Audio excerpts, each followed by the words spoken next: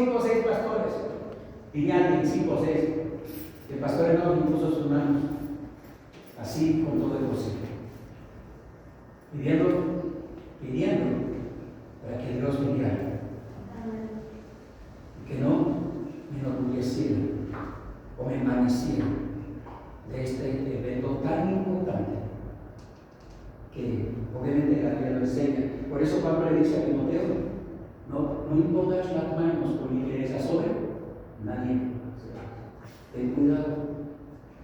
Debemos de tener cuidado de muchas de estas cosas.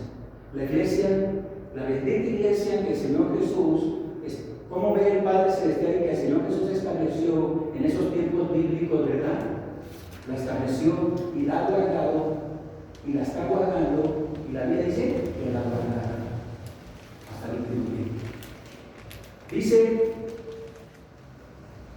es el ambiente donde se desarrolla y madura todo cristiano verdadero. Una vez más, la iglesia o la congregación o los hermanos de Cristo, pocos o muchos como seamos, de cristianos obviamente, de personas que hemos reconocido al Señor Jesús como nuestro único y suficiente Salvador personal, que hemos cumplido con la ordenanza del bautismo, no para salvación, que nos hemos comprometido con la sana doctrina, a guardar la sana doctrina y tener solo la Biblia como nuestra única regla de fe y práctica, no apartarnos ni a diestra ni a siniestra de la palabra de Dios y de los principios, especialmente de los principios que el Señor Jesús estableció con su iglesia. No en el Antiguo Testamento, sino en el Nuevo Testamento, con su iglesia, porque le dio mandatos específicos a su iglesia, le dio órdenes específicas a su iglesia, y aquí las encontramos en la palabra de Dios. Aquí están, y solamente tenemos que ejecutarlas, no inventar nuevas normas o leyes para que una iglesia crezca. ¿Saben? Aquí es donde está el error de muchas iglesias. ¿Sabes por qué? Están fuera del patrón bíblico. Algunos son muchos, sí, ¿y eso qué? Algunos están bien contentos, probablemente, ¿y eso qué? Pero los principios que Dios estableció con su iglesia, ¿no? Con su palabra, de cómo la iglesia debemos caminar, crecer, madurar, y hasta el punto donde la misma Biblia nos dice cómo espera Dios que lleguemos a ser. Por favor, busca Efesios y vamos al capítulo 4, por favor. No es la única porción bíblica, pero es una de las principales que habla acerca de, enseña acerca de cómo la iglesia del Señor Jesucristo debemos crecer, madurar, debemos alentarnos y debemos trabajar. Dice Efesios capítulo 4, ¿sí estás ahí, hermano? Amén. Y vamos a leer unos versículos antes, es decir, empezando en los primeros versículos. Obviamente toda la palabra es importante, pero leamos juntos alternadamente, por favor. Empecemos desde el versículo 1, Efesios capítulo 4. Voy a dar lectura al versículo 1 y ustedes lean el siguiente, y yo les digo dónde nos detenemos. Dice la palabra de Dios: yo pues preso en el Señor, os ruego que andéis como es digno de la vocación con que fuisteis llamados, con toda humildad y mansedumbre, soportándoos con paciencia los unos a los otros con amor. ¿Qué dice este versículo? Bueno, todos estos versículos que vamos a leer se aplican perfectamente a una iglesia bíblica. A una iglesia bíblica. ¿Sí? Muy bien, voy a seguir. Versículo 3, ¿verdad? Ustedes leyeron el 2. Dice el 3: solícitos en guardar la unidad del Espíritu. Se refiere al Espíritu Santo en el vínculo de la paz. Un cuerpo y un espíritu, como fuiste también llamados en una misma esperanza de vuestra vocación. Un Señor, una fe, un bautismo, un Dios Padre de todos, el cual es sobre todos y por todos y en todos. Pero a cada uno de nosotros fue dada la gracia, conforme a la medida del don de Cristo. Por lo cual dice: subió barato que poco cautiva de la comunidad y dio dones a los hombres. Y eso de que subió, ¿qué es? Sino que también había descendido primero a las partes más bajas de la tierra. Sigan leyendo. El que descendió es el mismo que también subió por encima de todos los cielos para llenarlo todo. Aquí comienza un orden, el orden que Dios estableció, un orden más específico para que en su iglesia trabajemos, etcétera, etcétera. Dice el versículo siguiente, el 11, y él mismo constituyó a unos apóstoles, a otros profetas, a otros evangelistas y a otros pastores y maestros. Sigan leyendo. A fin de perfeccionar a los santos para la obra del ministerio, para la edificación del cuerpo de Cristo. Leamos juntos el 13 y nos detenemos. Dice, hasta que todos lleguemos a la verdad de la fe y del conocimiento del Hijo de Dios, a un varón perfecto, a la medida de la estatura de la plenitud de Jesucristo. La iglesia que el Señor Jesús estableció es el ambiente donde se desarrolla y madura todo verdadero cristiano, todo verdadero hijo de Dios. Es ahí. Mira, por eso la Biblia habla tanto de la familia y por eso en ocasiones pone tanto ejemplo Dios de la familia, porque ¿dónde crecen hablando de la familia? ¿Dónde crecen los hijos? ¿Dónde crecen? En la familia. Cuando el hijo nace o la hija nace, ¿quiénes son responsables de darle la leche, el alimento, el cuidado, la protección, etcétera? ¿Quiénes son? Los padres. No son los abuelitos. Los abuelitos no echamos a perder, ¿verdad? A los nietos, empezando por decir por mal y por mí. Sí, nomás los echamos a perder. Y más si toda la culpa la tiene esta Frida, ¿verdad? Además, Frida pone su cara de que no rompe un plato. No, ya no la regañen, no le digan nada a Frida, ¿verdad? Pero eso digo yo luego, ¿verdad? Es el ambiente donde todos los creyentes o las personas que van rindiendo su vida a Cristo se desarrollan y crecen de manera natural. Por eso hay un caos en este mundo. Porque mira dónde crecen los hijos. ¿Dónde crecen los hijos? En la guardería, con los abuelos. ¿Sí? Hace un tiempo escuché no sé si llamar el testimonio de un joven, hijo único. Sus dos padres eran doctores. Su papá y su mamá doctores, hijo único. Él iba a clases de inglés, de francés y no sé cuántos idiomas. ¿No? Claro, escuelas particulares. Escuela particular. Y sabes que cuando este joven creció, hijo único creció, él consumía drogas, alcohol, y le preguntaban a él, ¿y por qué nadie te dice nada? Y él decía, sus papás no están, siempre están trabajando, y ellos no saben que consumo drogas, que tomo alcohol. Pensando, probablemente sus padres pensando que estaban haciendo lo mejor para su hijo. Cuando se descuida o se cree equivocadamente que darle lo mejor a los hijos es mándalos a la mejor escuela. No son las escuelas las que educan, y menos en las cosas de Dios. Las escuelas no van a educar a nuestros hijos. Somos nosotros los responsables como padres de acuerdo a la palabra de Dios, de educarlos y enseñarles y proveerles el ambiente donde ellos puedan crecer.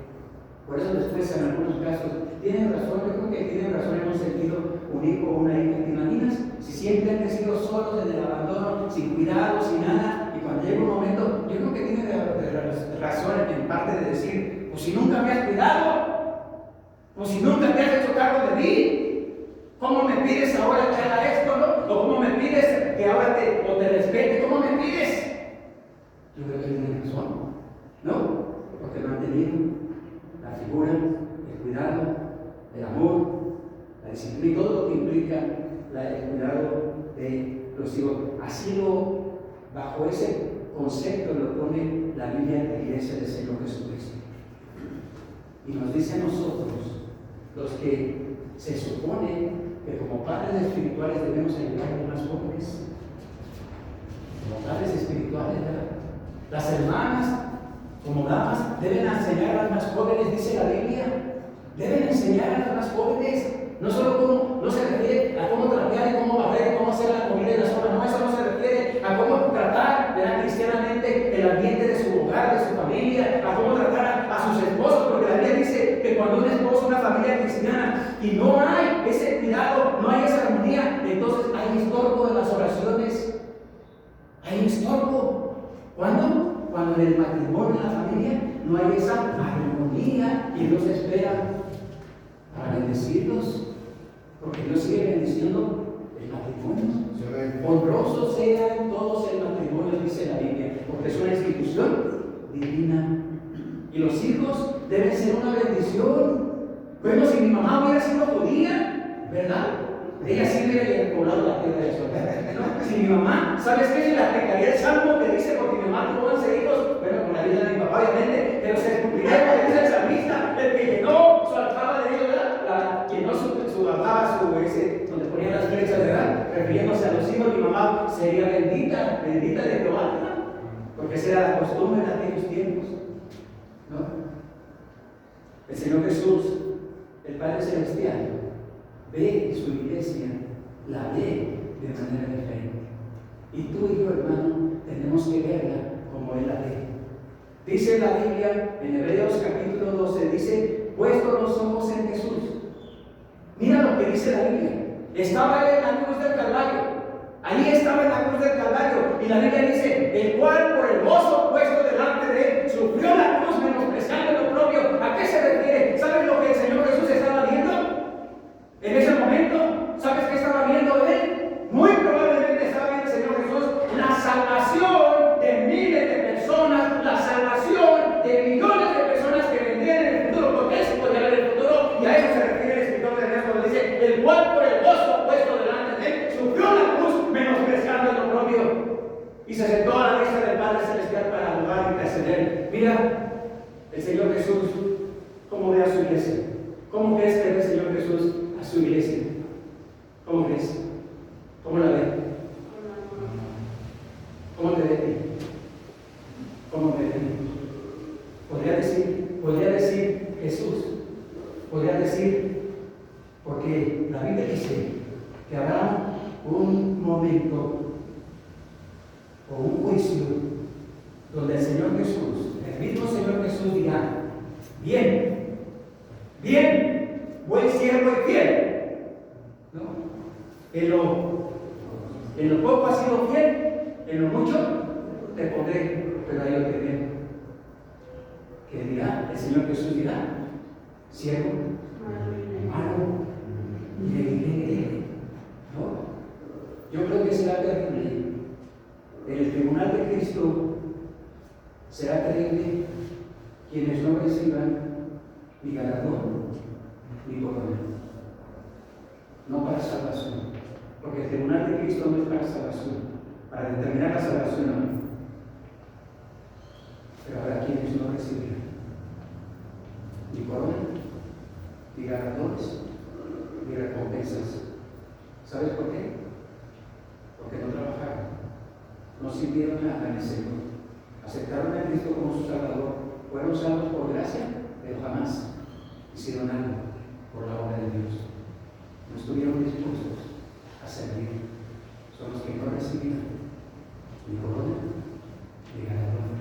Mire, hermano, no lo hagamos por la corona. Me imagino que va a ser maravilloso una corona. ¿Te imaginas la corona que el Señor va a dar? ¿Te la imaginas? Yo creo que no es de cobre, ni de latón, ¿verdad? Ni de ramitas. Y los galardones, yo me imagino que será algo maravilloso. No es el galardón, no es, hermano, la corona. Recuerda, hermanos, lo más glorioso será ver a nuestro bendito Salvador Jesucristo. Eso será lo más glorioso, verlo a Él y poder decir, tú eres el Cordero de Dios, Él derramó su sangre por mí, y solo tú eres digno de toda gloria y de todo honor. Y caeremos de rodillas delante de Él y le adoraremos con todos los ángeles de Dios. Le adoraremos y le honraremos, hermanos. Y algo más hermoso, ¿sabes qué? Será por una eternidad. Amén. Ya no habrá llanto, ya no habrá dolor, dice la Biblia. Y nos gozaremos entonces por nuestro bendito Salvador. Amén. Veamos, hermano, veamos como nuestro bendito Señor ve su iglesia. Y tu vida y mi vida va a cambiar para el bien. Y la gente va a recibir bendición. Y las personas van a saber que tu que nuestro Dios es el Dios verdadero. Amén. Y sigue siendo santo. Y hasta 3 veces santo, dice la Biblia. Y solo sigue siendo Él, solo Él sigue siendo digno de toda gloria, de toda honra y de todo honor. Amén. Porque la Biblia dice que no comparte su gloria con nadie. Él es Dios celoso y vengador. Y no comparte su gloria con nadie. ¿Recuerdan?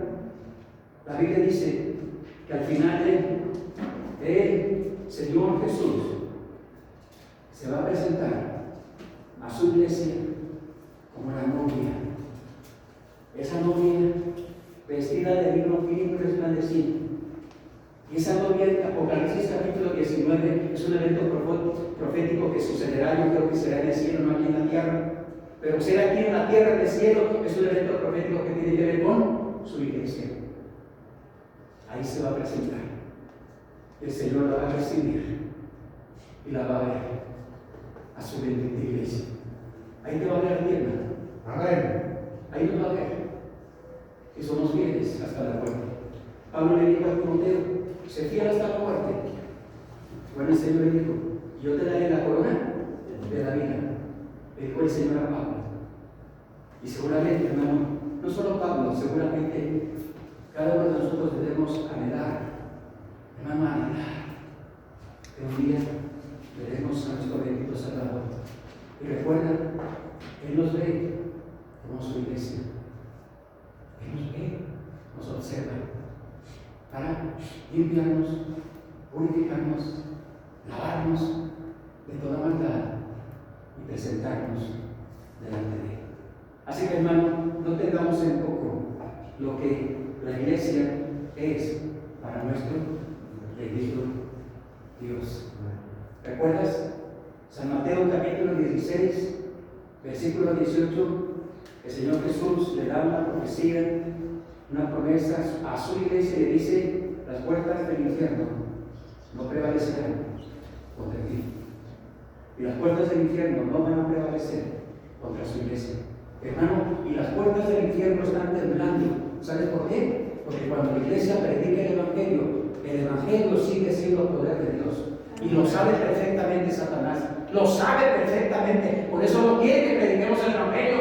Que nos ocupemos en cualquier cosa. Distracte en cualquier cosa. Ocúpate en cualquier cosa. Pero cuando decidimos hacer evangelismo, salir a tocar las puertas con el mensaje de salvación, con el mensaje de vida eterna para la gente, Satanás lo sabe perfectamente. Y tiembla. Porque sabe, Satanás sabe que no es suficiente, sabe que una persona que tenga un encuentro con el Evangelio puede ser rescatado del pecado de la muerte y de la condenación eterna. Lo sabe, y tú y yo tenemos la gran responsabilidad de llevar el mensaje de salvación. Vamos a orar y terminar con este tiempo, por favor. Hermano, te pido que te pongas de pie para terminar con este tiempo y que el Señor nos guarde. Nos ha permitido comenzar este mes. Dicen que hoy es una fecha muy importante para México. En algunos estados están haciendo votaciones, etc. Bueno, para nosotros la política no tiene nada que ver con la iglesia. Sí debemos orar por nuestros gobernantes, sí debemos orar por las autoridades, dice la Biblia, respetarlos, sí. Debemos votar, creo que sí debemos votar, ¿verdad? ¿Por quién? Ahí no me pidas mi opinión, ¿verdad? Porque eso ya es independiente. Creo que es más importante orar para que el Señor dirija. Pero hermanos, vamos a ver que el Señor nos ayude como iglesia a levantarnos. ¿Qué te parece? Que nos levantemos en el nombre de Jesús. Le digamos: Señor, yo quiero servirte. Yo quiero ser parte de tu iglesia. Yo quiero ser parte de tu reino. Sé que aquí este mundo lo ve de manera diferente y sé que habrá problemas o va a haber problemas y va a haber dificultades, pero tú prometes estar con nosotros y tú prometes, ayudarnos hasta el último momento que estemos aquí. Vamos a orar, por favor, y terminar. Padre nuestro que está en el cielo, bendito Dios, una vez más, Señor, le damos gracias, Señor, porque un día su bendito Hijo tomó nuestro lugar en la cruz del Calvario y Él estuvo dispuesto a derramar su sangre para redimirnos del pecado y de la muerte y de la condenación eterna. Y la Biblia dice a todo pueblo y a toda nación, es decir, el sacrificio de Jesús es suficiente para toda la humanidad, para salvación. Le damos gracias, Señor, porque un día nos perdonó y nos amó. Ahora le pedimos que nos ayude. Ayúdenos a vivir como es iglesia verdadera. Ayúdenos a vivir un cristianismo verdadero. Ayúdenos a hacer esa iglesia que usted está limpiando, purificando. Limpie nuestras vidas, límpienos, Señor, de toda contaminación y que no nos dejemos engañar, Señor, por las cosas de este mundo. Ayúdenos a caminar como su iglesia, como su pueblo. Ayúdenos, Señor, a hacer bendición a la gente que nos rodea y sobre todo a aquellos que todavía no han nacido de nuevo. Ayúdenos, guárdenos, Señor. Quédese con nosotros y que tengamos cuidado el comienzo de esta semana. Permítanos, Señor, permítanos vivir una vida cristiana verdadera delante de usted, pero también delante de la gente. Guárdenos, Señor, quédese con nosotros, Padre, porque todo esto se lo pedimos una vez más.